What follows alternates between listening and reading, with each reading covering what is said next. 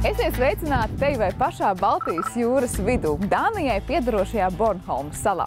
Ja skatāmies uz salas sauszemes pusi, tad te valda ļoti rāma ikdienas dzīve, bet to vis nevar teikt par pašu jūru. Jūrā notiek ļoti daudz, kas tā ir ļoti aktīva un arī apdzīvota. Kā to visu pētīt, to dosimies skatīties arī mēs.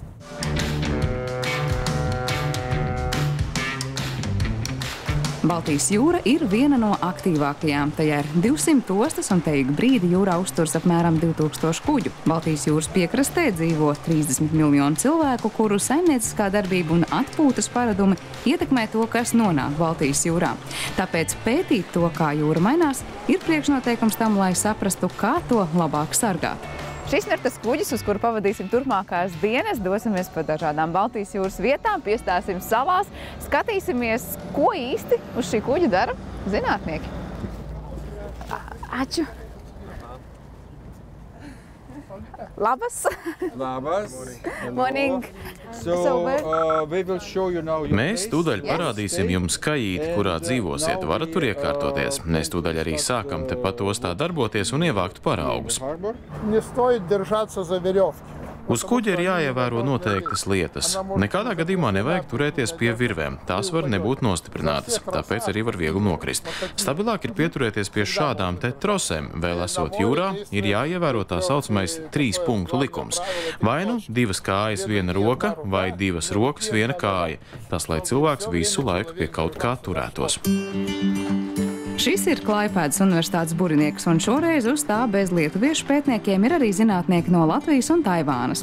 Viņus visus saista kāds kopīgs mērķis – saprast, kādi organismi Baltijas jūrā ir ieceļojuši no citiem reģioniem. Visbiežāk, kā bezbiļetnieki, tie ir atvesti šurp ar kuģu balastūdeņiem. Šeit darbs sākas uzreiz jau pietavojoties. Tepat ostā tiek ievākti pirmie paraugi, dažādas aļģes un visādi mazi vēžveidīgie izskatās, ka tiek meklēti. Te ir arī ļoti daudz vietējo šādu garneļu, tāpēc identificējot šos organismus ir jābūt ļoti uzmanīgam. Mēs esam īpaši ieinteresēti atrast Dikerogamarus villosus garneli, kuras dzimtene ir Melnā jūra, bet kas pa Donavu, Reinu un dažādām kanālu sistēmām ir ieceļojusi Baltijas piekrastē. Sākumā to ieraudzīja Baltijas jūras dienvidu daļā. 2013. gadā tas jau bija Kaļiņingradā un 2015. gadā Lietuvā. To uzgājām arī Latvijā. Tas ir tik mazs organisms, ko slikti tas var nodarīt? Tā izplatītākais nosaukums ir killer shrimp jeb garnele slepkava. Tā nenogalina cilvēkus, šajā ziņā nav ko satraukties, bet tā nogalina daudzus citus organismus, no kuriem barojas cilvēkus interesējošas sugas un panāk to, ka izmirst vietējās garneļu sugas. Pētnieku darbs ir ieraudzīt mazus organismus un tos vislabāk ķert ar pavisam vienkāršiem instrumentiem. Tieši tāpēc nezinātājiem no malas varētu šķist, ka šie ļaudis ostā ir nevis jūras biologi, bet gan atpūtnieki ar visnotaļ saudabīgām interesēm. Lai ievāktu paraugus, ir jādodas uz tādām ļoti atšķirīgām vietām. Varētu likties, ka viņi jau dara tieši to pašu, ņem tās pašas aļģes, bet svarīgi ir tās paņemt no vairāk akmeņainām vietām, mazāk akmeņainām vietām, vairāk apskalotām un mazāk apskalotām. Tā kā zinātniekiem ir ko darīt, dažkārt pat līdz ceļiem jābrien ūdenī. Šis ir Fucus vesiculosus, jeb pūšļu fuks, ko mēdz saukt arī par pūšļaļģi. Šis ir labs eksemplārs. To nedaudz vēlāk sīkāk papētīsim. Šīs aļģes pārvieto virsmas straumes, jo tām ir gaisa burbulīši. Lūk, te tos var redzēt, un ja vien ir pietiekoši daudz spēka, tos var arī saspiest un pārplēst. Tas ir kaut kas līdzīgs kā pārplēst balonu. Bērnībā man ļoti patika tos spaidīt. Šeit var redzēt epifītus augus, kas aug uz šīm aļģēm. Tā ir eitrofikācijas pazīme. Šie te, kas apauga paļģi. Atceros, kad biju mazs, mums Klaipēdā pūšļu fuki auga pašā piekrastē. Arī mums patīk tos meklēt un pārplēst pūslīšus, bet tagad šīs aļģes ir diezgan reti sastopams. Lūk, arī dzīvnieki, kas aļģēs dzīvo, ir vērts ņemt tos lielākos, kas ir pieaugušie īpatņi. Ja mēs skatāmies uz nepieaugušajiem, tad ir ļoti grūti noteikt to sugu. Šajā gada laikā mēs bieži varam novērot mātītes un tēviņus kopā. Lūk, šīs sānpeldes šobrīd pārojas. Tēviņi pārsvarā ir lielāki un viņi sev klāt ir pievilkuši mātītes.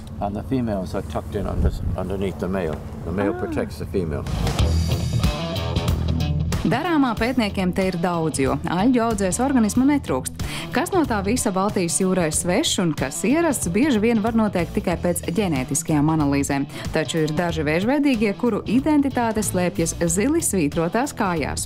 Pētnieku pieredzējušām acīm tā saskatīt nav grūti. Zilkājaina garnele Baltijas jūrā ir ienācēja, taču, lai apgalvotu, ka tā patiešām ir invazīva, proti nodara kaitējumu apkārtējai videi, vēl jāveic padziļinātākas analīzes. Lai izdzīvotu jūras vidē, jābūt patiešām gudram. Lai arī šis ir bezmugurkaulnieks, tas ir lieliski pielāgots vidē, kurā tam jādzīvo. Mēs pat tā līdz galam nezinām, kas ir visas tās īpašības, kas ļauj viņiem izdzīvot. Fiziologi parasti aplūko šo dzīvnieku spējas pielāgoties temperatūrai un citiem vides faktoriem, bet interesanti ir arī šo organismu spējas atdzīvot ar piesārņojumu. Kā tie reaģē uz piesārņojumu? Dažādi dzīvnieki uz to reaģē atšķirīgi. Savulaik kuģu korpusus apstrādāja ar īpašu krāsu, kas bija ļoti efektīvs līdzeklis, lai pie kuģa nepieaugtu dažādi sīki organismi. Taču krāsa saturēja ļoti indīgas vielas, kas nonāca ūdenī. Tā patiešām bija liela problēma, jo vairākām bezmugurkaulnieku mātītēm sāk attīstīties tēviņu dzimumorgāni. Viņas vairs nespēja radīt pēcnācējus, pēc tā vien varēja noteikt, cik liels noteiktajā vidē ir piesārņojums. Tā kā mainījās mātīšu un tēviņu proporcija, konkrētā populācija vienkārši izmira. Šobrīd šie mazie organismi tiks salikti šādās te trauciņos, un katrai ostai ir savs kods. Piemēram, man rokās jau ir garnelis no pirmās un no otrās ostas, tāpat kā šis mazais krabis ir no otrās ostas. Šai ostai konkrēti būs numurs 4, tas, lai pēc tam varētu veikt visas vajadzīgās analīzes. Un lūk, arī ir iemesls, kāpēc laši mums bieži vien ir rozā. Šis te krāsojums, var redzēt atšķirību, nāk tieši no tā, ka garnela to izdala. Šie flakoni ir tiešām ļoti labi, jo neaizņem daudz vietas bagāžā. Kad esmu atvaļinājumā, man nepatīk sēdēt pludmalē. Tad nu es eju uz tuvāko ostu un sāku visu, ko pētīt. Man pat ir vairākas publikācijas, ko es tā arī saucu – atvaļinājuma publikācijas. Strādājot šeit uz vietas, izmanto visu vienkāršāko ekipējumu, kas nu ir par rokai. Tālāk katrs pētnieks atlasa no paraugiem sevi interesējošo, izvēlas savus mazos organismus, ko ņemt līdzi, un tad tālāk tie dodas uz laboratorijām. Daudz un daudz mēnešu tiks veltīt tam, lai izpētītu gan to DNS un saprastu, no kurienes tad īsti tie ir ieradušies, un vēl daudz kā nezinām atklāt. Viens no veidiem, kā meklēt svešās sugas, ir dzīt pēdas konkrētam sev interesējošam organismam visās iespējamās ostās. Taču derīgi ir arī paskatīties, kas tad vispār atrodams noteiktos paraugos. Zinot, kādas sugas dzīvo Bornholmas piekrastē, iespējams prognozēt, kas agri vai vēlu var nonākt arī pie mums Latvijā. Kas notiks tālāk ar šo paraugu, ar šo spaini? Mēs nokāsīsim. Aha, labi. Un fiksēsim mēs ar spirtu. Pēc tam laboratorijā tad jau šķiro zem upes un smalkāk zem palielinājumu, lai redz arī visus. Jo tagad tas sieta cauri viņam viņš ir tik maziņš tā, lai neviena no tām sugām neiziet cauri. Šobrīd liela dilemma, vai mazgāt ar ūdeni vai ar spirtu, bet šeit smaržo tiešām ļoti izteikti. Spirta patēriņš uz kuģa līdz ar to ir gana liels, bet lūk arī varam redzēt, kur tad visvairāk tas aiziet. Labi. Bet tad sanāk, ja uzlēja spirta, tad tāpēc arī no tām garnelēm ir tas rozā krāsa, ja no aļģēm zaļais chlorofils, ja ko vēl mēs varētu dabūt. Tas ir zaļš un rozā, jā. Tālūk, šeit ir vesels zoodārs. Apmēram nedēļa paies, lai zinātnieki saprastu, kas tur īsti ir iekšā. Tur ir gan jūras zīles, gan dažādi citi vēžveidīgie maļģes, mazas, lielas, vairāk zaļas un mazāk zaļas. Tā kā te ir, kur trenēt pacietību. Būtu naivi domāt, ka no citiem reģioniem uz Baltijas jūru atceļo tikai mazi bezmugurkalnieki. Viena no redzamākajām invazīvajām sugām pie mums ir apaļais jūras grundulis. Dažu stundu laikā te izliktajos murdos to saradies tik daudz, ka pārsteigti ir pat pieredzējušākie jūras pētnieki. Ak, Dievs! Nē, tas taču nav. Tas ir par daudz, kā gaidīts? Nu, protams, mēs taču neko tam līdzīgi vispār pat negaidījām. Tas ir labi. Tāda viņa ir. Ak, Dievs! Jo pie Latvijas krastiem viņi ir apēduši šobrīd, un izskatās ļoti labi. Visu! Pareizais vārds ir visu. Lielā mutē ēdalīgā. Patiesībā šis ir ļoti negans organisms. Baltijas jūrā ienācis jau pirms kāda laika un izēdz tur, kā mēs smējāmies, pilnīgi visu. Au! Ja ko darīja man? Tiešām sāpīgi, kurš. Tagad man sajūta, kurš bija kurš. Labi. Lai saprastu, kā apaļie jūras grunduļi aug un attīstās, svarīgi ir tos nomērīt, un to dara katrā ostā. Tikko mēs redzējām izzvejotos, vai precīzāk noķertos jūras grunduļus, tos nomērījām, un tagad, lai saprastu, ko viņi ēd, ir jāpārgriež viņi un jāpastās, kas viņiem kuņģos. Šī ir vecmodīga metode, kā pētīt, ar ko zivis barojas, bet tas ir labs veids, kā paskatīties, ko tās ir apēdušas. Apēda liemenes ar visu čaulu, apaļais jūras grundulis, un pēc tam gabaliņu pa gabaliņam tās atrodams arī kuņģī. Pētot ievāktos paraugus, stundas skrien nemanot, un kuģis jau noankurojas pie kādas mazas salas. Pašā jūras vidū ziņkārīgu roņu un ūdensputnu ieskauta mūs sagaida mazā Kristianso.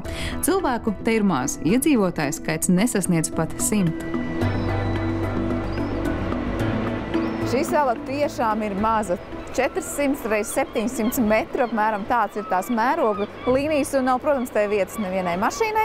Un tagad es saprotu arī, kāpēc velosipēdi ir tikai bērniem. Šeit patiesībā nav kur braukt, bet lūk, šis ir pasnieka darba instruments. Ar tādām ķerām tiek izvadāts vēstules un droši vien arī avīzes.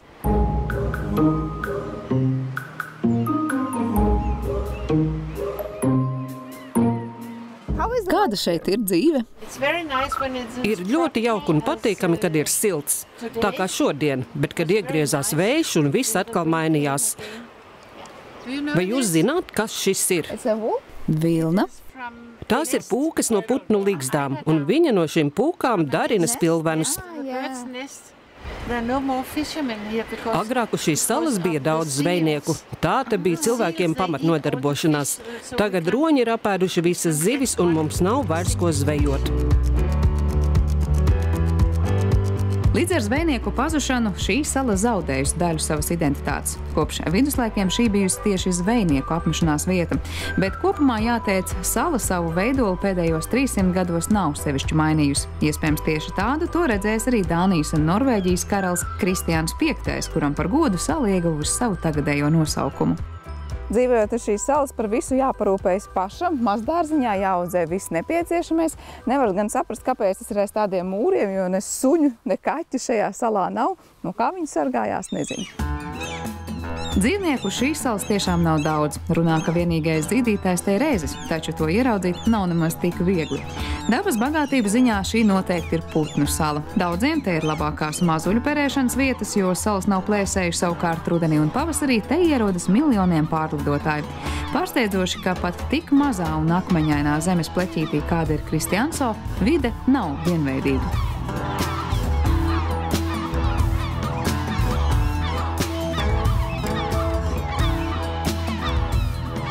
Ja tur augšā vēl pūš vējš, tad nonākot šeit lejā ir ļoti silti, jūtams, ka vide mainās un vairāk mežu atgādina nekā jūras piekrasti. Šeit salas vienā pusē kurkstu bārdes, otrā dzirdami jūras putni un tā visu laiku šīs skaņas. Šī, starp citu, ir viena no tām vietām, kur uz šīs mazās saliņas ir saldūdens. Šādi mazi dīķīši izraksti vai kā citādi izveidoti ik pa brīdim. Saldūdens šajā salā ir liela vērtība, jo pie tā tikt nav nemaz tik vienkārši. Tāpēc arī šī droši vien ir viena no tām retajām vietām Eiropā, kur toaletes noskalo ar jūras, nevis dzeramo ūdeni. Celiņi un takas te ir bez nosaukumiem, un adreses vietā te labi kalpo gadsimtiem seni atskaites punkti. Piemēram, bāka te jau mirgo 200 gadus, un nocietinājums nav mainījies kopš karaļa Kristiāna laikiem. pati salas mala un, protams, ka īstā vieta arī nocietinājumam. Varam tikai iedomāties, cik nozīmīgs tas ir bijis arī citos gadsimtos, un tā ir īstā vieta, kur sākt sargāt šo mazo saliņu.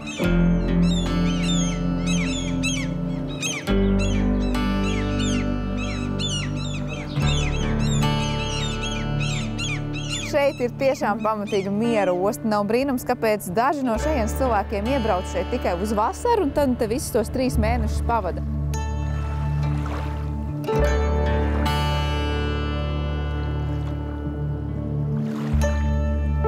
Pēc brīža turpināsim pētīt Baltijas jūru un ielūkosimies, kā izskatās turienes zemūdens pasauli.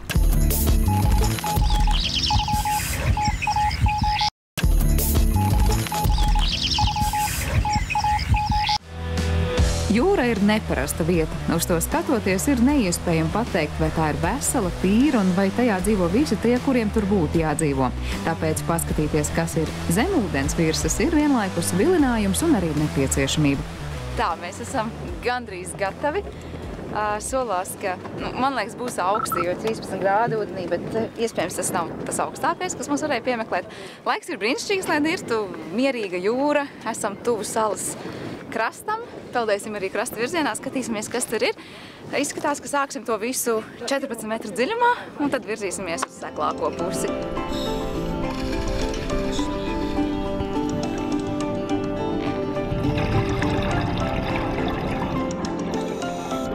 Baltijas jūras ūdenim tik raksturīgais zaļums un augstums ir sajūtams jau pirmajās sekundēs. Lai arī redzamība te skaitās gana laba, dziļumā dodoties par atskaites punktu izmantojam ēnkuru. Kad sasniegta grunts, te pavars aļģu audzes. Biologiem tā ir vesela paradīze, kur ievākt tik nepieciešamos paraugus. Baltijas jūra zemūdens dzīvnieku ziņā nav tā daudzveidīgākā, un tā kā gaisma te neiespīd nemaz tik dziļi, tad, protams, ka lielākā dabas daudzveidība ir seklākās vietās. Taču kā 14, tā 5 metros par sevi atgādina tik bieži piesauktā eitrofikācija. Viengadīgās aļģes te aug uz nebēdu. Blakus te nav intensīvi apdzīvotas vai apsaimniekotas teritorijas, un izskatās, ka pie vainas te varētu būt ūdensputni, kas tūmā barojas un arī atstāja jūrā pamatīgu mēslojumu devu. Esot zem ūdens dārga ir katra minūte, un darbs Baltijas jūras ūdenī nav no tiem vieglākajiem. Nirējam, es teikšu, ir ļoti jāpaļaujās uz saviem spēkiem. Ja mēs ienirstam tur tajos dzidrajos ūdeņos, tad mēs labi redzam, ko dara kolēģis un kā viņš tur viss labi redzams. Šeit ir tā, ka tā redzamība ir ļoti ierobežota. Kā mēs kā zinātnieki vispār mirstam un mēs zinām to, ka paļaujamies, ka otrs dara savu darbu un katrs dara savu un viss. Un mēs tikai saskatāmies, ka te viņš ir vai ne, un viss. Un pat ja viņš nav, mēs arī bieži vien turpinām darīt savu darbu. Tie laikapstākļi ārkārtīgi ietekmē, ka mums, nezinu, vai tas ir klimata pārmaiņu ietekmē vai, acīm redzam, ka tā. Jo arvien retāk ir tie apstākļi, kad mēs varam ienirt un kad tas vējš ir tāds, teiksim, tie 0 līdz 5 metri sekundē, ka tas ūdens būtu gluds un mēs varētu ienirt un strādāt labos apstākļos. Bet vienlaikus arī ir tā, ka tās pārējās dienas, kad mēs nenirstam un nestrādājam, arī tās ietekmē, jo tajā laikā viss tas ūdens ir tā kā sakults un guļķēns un būtībā mēs novērtējam to ekosistēmu tajos labajos apstākļos, bet mēs neredzam kādu viņu, kas viņai, ko nākas tai sistēmai izciest, tad, kad ir tie sliktie, tie 90% tā sliktā laika. Lūk, šeit uz grīdas ir vesels maiss ar sārtaļģiem, tikko izcelts no jūras, un šobrīd jau arī kārtu pa kārtē, varētu teikt, tiek preparēts un atlasīts. Tūdaļ arī jautāšu, ar ko šeit viņi nodarbojas. Can you explain, please, what exactly you are doing and what you're sorting here out? Mēs tikko ievācām sārtaļģu paraugus. Šīs ir furcelārijas, un šobrīd mēs atlasām konkrētas to daļas, kurām tālāk veiksim ģenētiskās analīzes. Tas ir būtiski, jo tādējādi mēs varēsim noskaidrot, kāda ir šo aļģu radniecība. Nav īsti skaidrs, kā tās izplatās. Ir zināms, ka noteiktās akmeņainās vietās tās aug Polijā, arī pie Kaļiņingradas. Akmeņu rīfi ar tām sastopam arī Lietuvas un Latvijas ūdeņos. Tiesa gan tur jau to audzes ir krietni mazākas. Šī ir diezgan diezgan izplatīta suga tieši Baltijas jūras dienvidaustrumu piekrastē. Ar gēnu analīžu palīdzību mēs ceram noskaidrot, vai tās aļģu populācijas, kas aug šajos ūdeņos un Lietuvas piekrastē, ir ģenētiski līdzīgas. Ja tas tā būs, tad tas liekas domāt, ka tās augot ir savstarpēji saistītas. Šobrīd pastāv uzskats, ka tās nespēja izplatīties tālāk par 25 km robežām. Taču tā ir pārāk maza distance, lai radniecīgas populācijas spētu izplatīties gan Polijas, gan Lietuvas, gan Latvijas ūdeņos. Šīs sārtaļģes ir ļoti būtiskas visai jūrai kopumā. Tās veido dzīvotnes citām sugām. Tā ir arī ļoti būtiska vieta zivju mazuļiem. Ja mums būtu šobrīd kartē jānorāda visvērtīgākie zemūdens rīfi Latvijas un Lietuvas piekrastē, tad tās noteikti būtu vietas, kur aug šīs sārtaļģes. Tad sanāk, ja mēs izpostām vienu dzīvotni, kur tās aug, mēs nodarām kaitējumu arī citai aļģu audzei. Jā, tieši tā. Baltijas jūras izpētē tas šobrīd ir ļoti aktuāls jautājums. Stāsts ir ne tikai par to, kā savstarpēji ir vai nav saistītas divas dažādas zemūdens dzīvotnes. Tas jau ir jautājums par to, cik daudz jūras aizsargājamo teritoriju ir jāizveido, lai tās darbotos kopīgā tīklā un spētu uzturēt labu apkārtējās vides kvalitāti. Ja mēs veicam krasta apbūvi, mums notiek krasta erozija, mēs izjaucam to krasta struktūru, krasta traumas, tomēr tas smilts uzduļķo. Šie smilšu krājiņi rīvē akmeņus, un kas ir tikko mazām aģītēm, kuras tur pieķerās, viņas tiek norīvēts nostai. Tātad viņas spiež dziļāk, augt dziļāk dziļumā. Bet savukārt, tā kā Rīgas līdzī caurspīdība atkal nav tik liela, tātad viņas spiež atkal tuvāk krastam. Tām ir ļoti šaura josliņa, kur vispār spēt dzīvot. Jā, jā. Un tā pieņem sašaurinās, ja tā kā mēs darbojamies arvien aktīvāk Baltijas jūras krastos. Tur tā problēma, ka viņa vien sašaurinās, bet savukārt mūsu uzdevums ir parādīt, lai tā josliņa paliek platāka.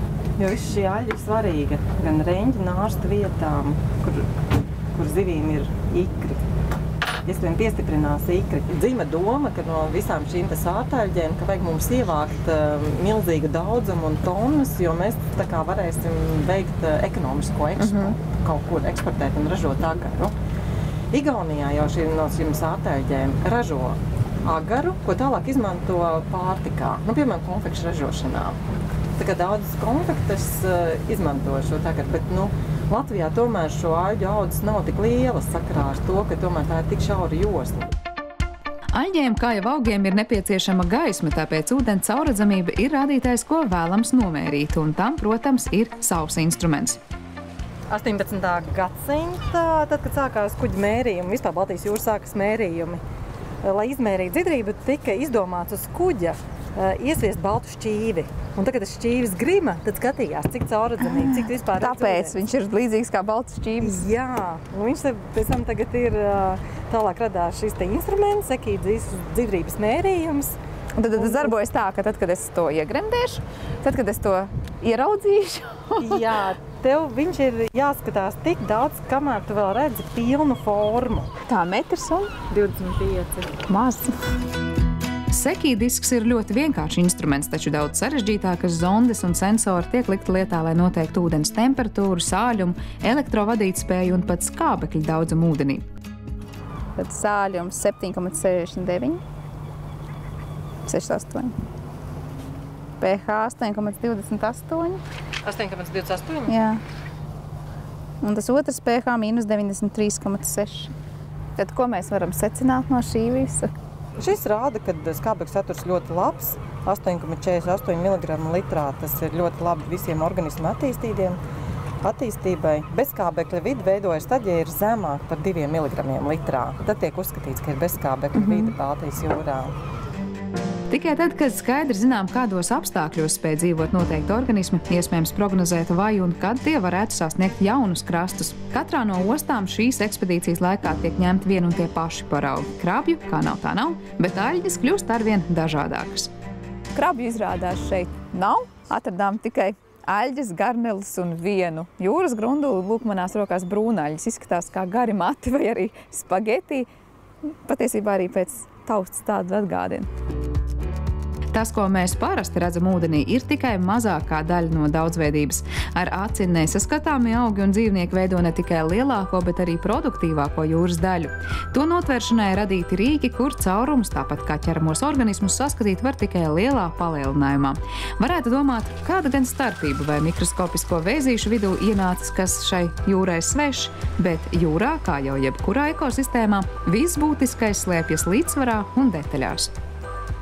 Baltijas jūra ir diezgan nabadzīga dabas daudzveidības ziņā. Sugu, kas šajā iesāļajā ūdenī spēj dzīvot, ir salīdzinoši maz, tāpēc no vienas puses jau varētu domāt, ka jaunu sugu ienākšana mums nenākt par sliktu. Bet viss nav tik vienkārši. Ienācējs ir ļoti aktīvs, ātrāk aug un barojas, spēj izturēt arī nelabvēlīgus apstākļus, kā rezultātā vietējās sugas iet bojā.